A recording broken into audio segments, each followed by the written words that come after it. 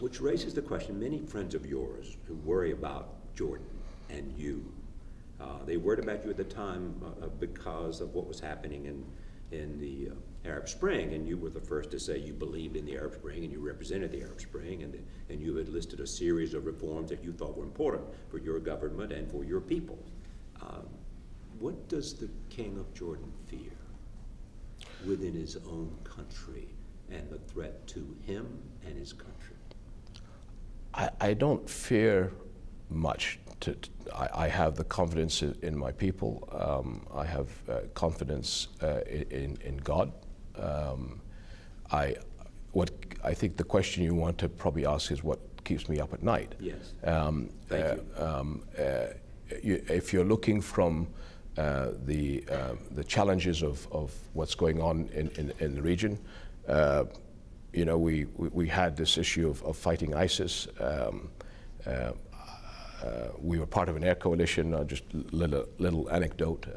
My brother was commander of the Air Force several years ago, and when I was in New York and the coalition was formed, both him and the chief of staff went out to the airbase and where we had collected all our pilots, all our F-16 pilots, and I said, just check. We ask for volunteers, and the chief of staff and my brother stepped forward and said to all the pilots, listen, for strikes against ISIS, we're only looking for volunteers. So anybody who wants to volunteer, please step forward.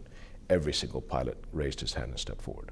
And that's just a reflection of the Jordanian armed forces, and it was the same discussion that I had when you went into Afghanistan. I went to our special forces and to our soldiers, and I said, how do you believe of our commitment to fighting the extremists in Afghanistan? And everybody was raring to go. So from that point of view, I think the morale is high. The Jordanians politically and militarily are in a very good place. But where we suffer from is poverty, unemployment.